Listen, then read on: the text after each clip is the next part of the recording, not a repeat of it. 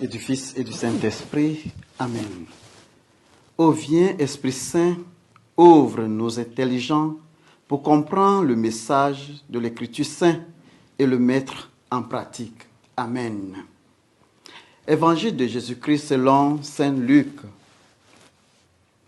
En ce temps-là, comme les foules massèrent, Jésus mit à dire: cette génération est une génération mauvaise.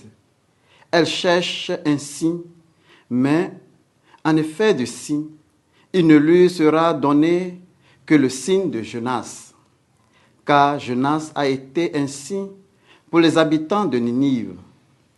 Il en sera de même avec le Fils de l'homme pour cette génération.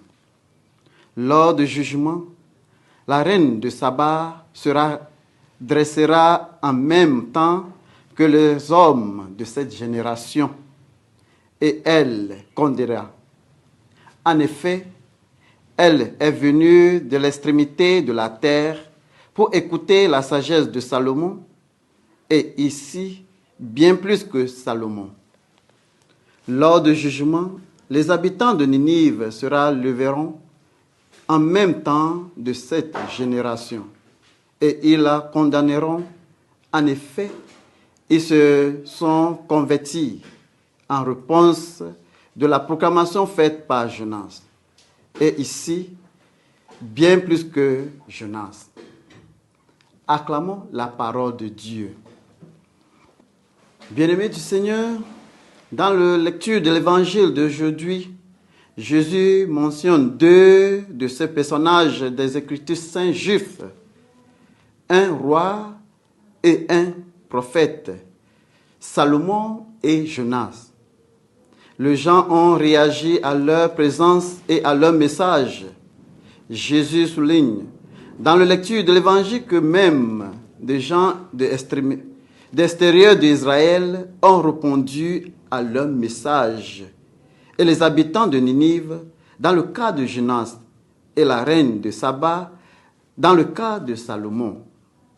Pourtant, comme Jésus se lamente, certains de ses propres contemporains juifs ne répondaient pas, même s'il était tellement plus grand que Salomon et Jonas. Le passage de l'évangile de ce jour parle de signes, de foi, de pardon. Cela nous montre combien de fois nous demandons à Dieu des preuves. Parfois, nous sommes même assez arrogants pour exiger des preuves de son existence et de son amour.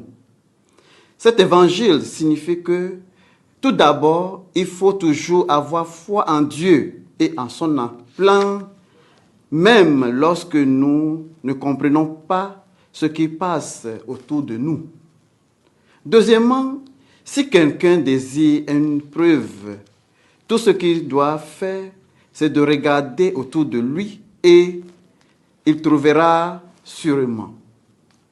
En effet, malgré tout, l'arrogance et l'exigence, si nous nous repentons, Dieu nous pardonnera toujours. Aujourd'hui encore, le Seigneur est présent et nous de manière très ordinaire.